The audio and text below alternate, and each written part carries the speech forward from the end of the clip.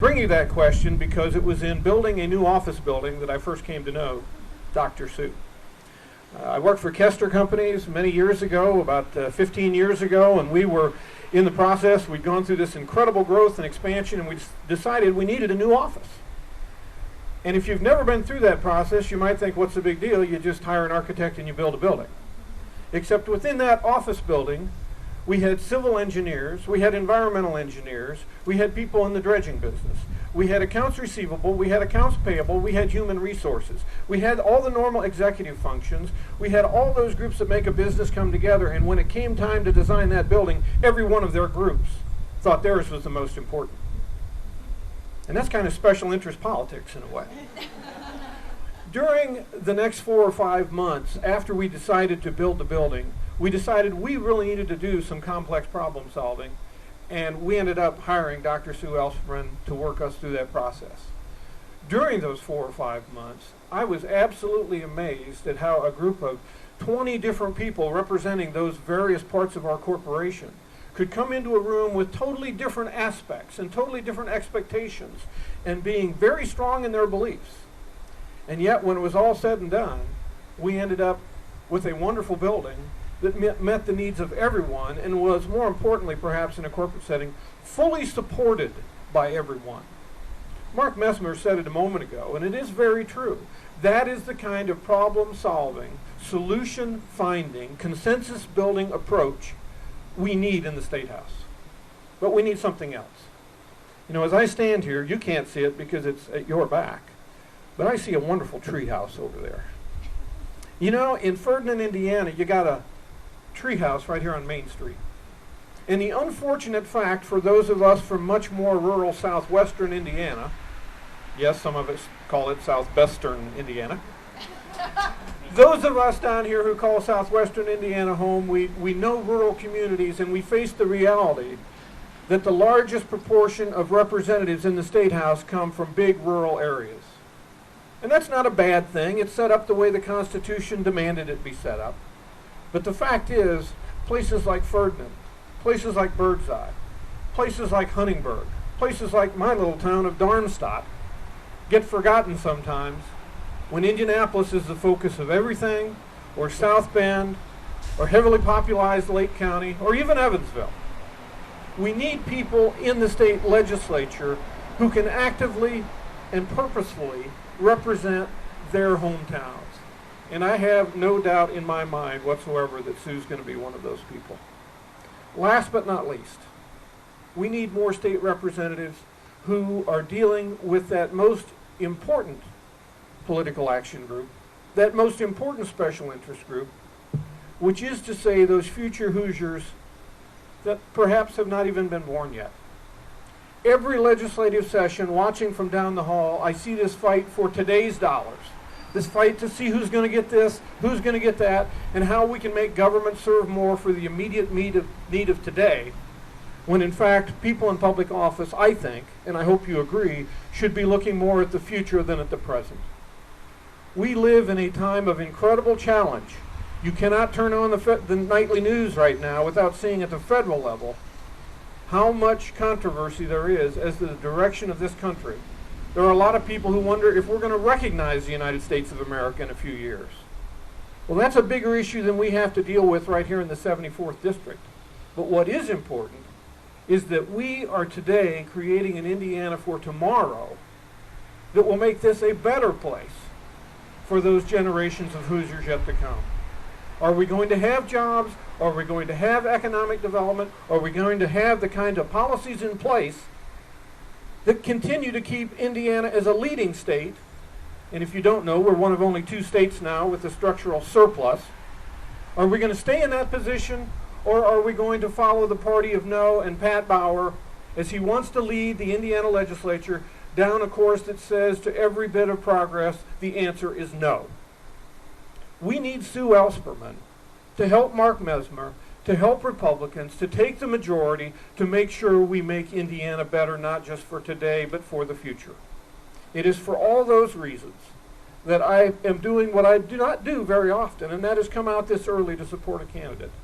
But I have absolute total faith that when Sue Ellspermann is representing District 74, she's going to play a big part in making Indiana better. Please welcome the next state representative of District 74, Dr. Sue Ellspermann.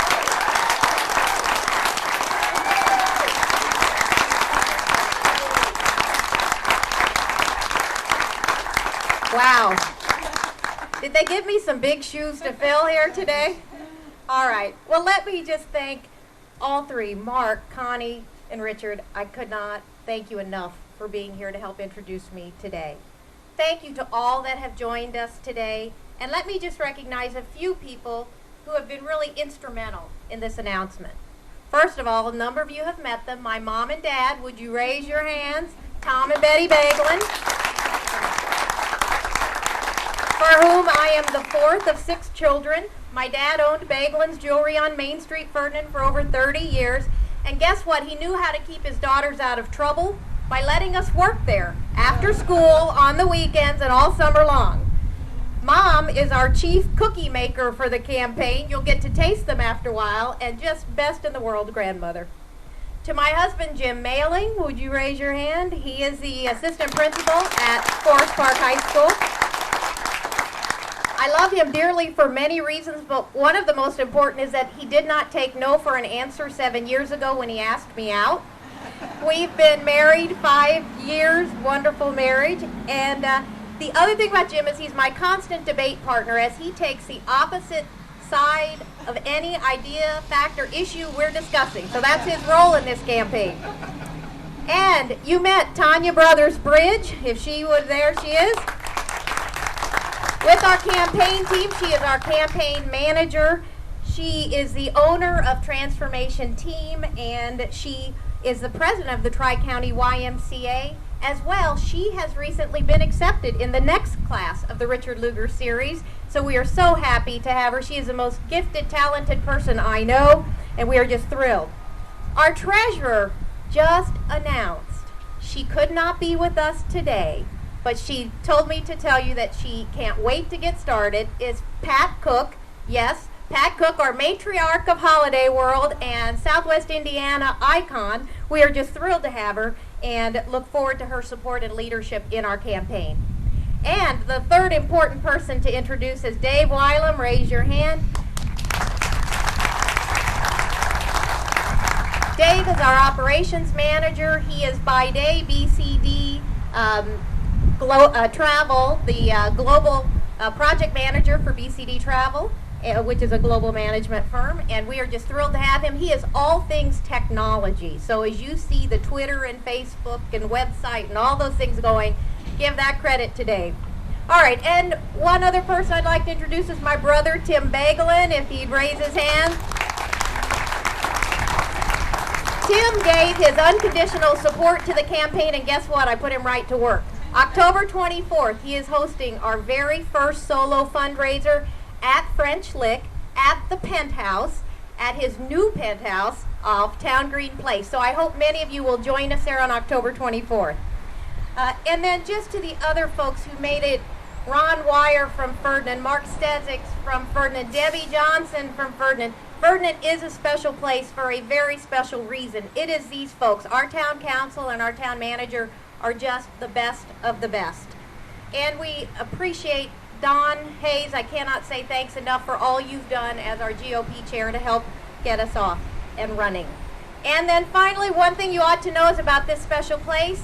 Ruthie, I think there she is, Ruthie Mattingly, raise your hand. She is the owner of this wonderful Harvest Moon. She and her ladies are debuting our t-shirts, which you'll get a little bit later. But this location is special. Not only is it a beautiful bed and breakfast, I want you to know that there's something else special about it. My great-grandfather, August Remke, helped build this house almost 90 years ago. So we are just so thrilled to be here. And then thank all of you friends and family and guests who've come from all over the area. It means a tremendous amount that you're here.